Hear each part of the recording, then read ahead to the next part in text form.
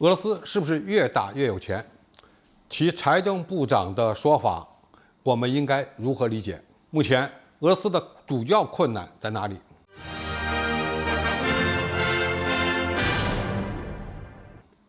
观众朋友、网友朋友，大家好，我是付强少。正在进行的俄乌冲突，除了在乌克兰土地上进行的军队之间的对决以外，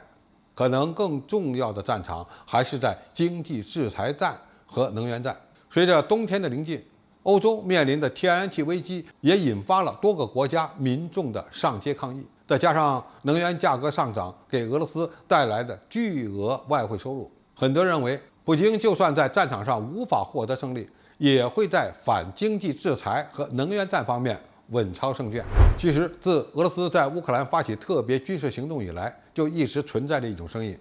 普京越打越有钱。那么，真实的情况如何呢？前几天我们分析了普京在俄罗斯经济会议上的讲话内容，今天我们再来看一下俄罗斯财政部长对这个问题的答案。据塔斯社报道，俄罗斯财政部长西卢安诺夫认为，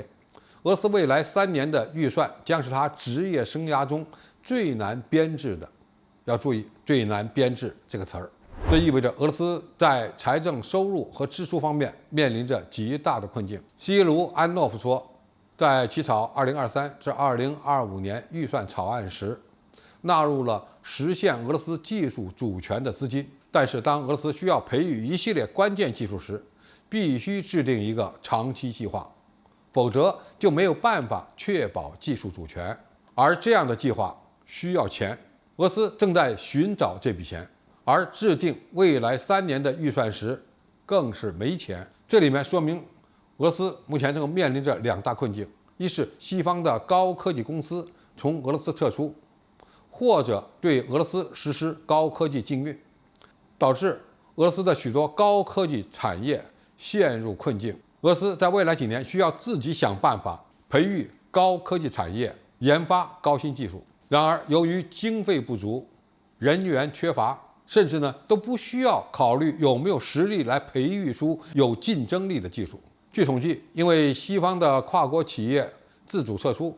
俄罗斯很多行业正在遭遇危机。这证明俄罗斯经济也有脆弱性的一面。尽管该国拥有丰富的能源、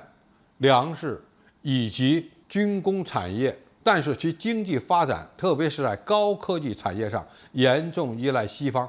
现在想独立自主地开发高科技，谈何容易？我们再来看看俄罗斯在收入方面的情况。西卢安诺夫表示，在包括石油供给受限的制裁条件下，重要的不仅仅是要考虑能源的价格，还要考虑供应量，因为对外供应量影响开采量，相应的国家的预算收入也取决于此。当然，风险也在这里，这就涉及到了一个逻辑：俄罗斯能源正在与欧洲脱钩，而将石油和天然气卖到亚洲所付出的成本是相对较高的，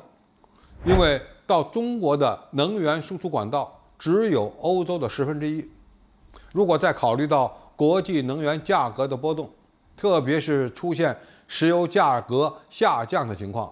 俄罗斯整个国家的收入将面临着困境。有人统计过，当石油价格超过每桶100美元时，俄罗斯往往会采取对外军事行动；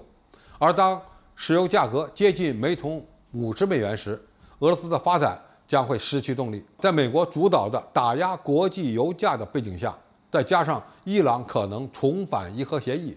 石油价格持续下降，对俄罗斯的影响会有多大呢？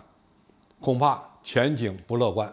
总体来看，俄罗斯因为北约东扩而发起的特别军事行动，并不总是越打越有钱，就算有，也是暂时的现象，未来只会面临更大的困难。不过，俄罗斯有可能选择将经济发展重心转向亚洲，融入中国经济圈，或者依赖中国独立自主开发的技术产业链，或许这就能降低俄罗斯因为对西方技术的依赖而带来的发展困境。好，今天的评述就到这里，谢谢大家收看，我们下期再见。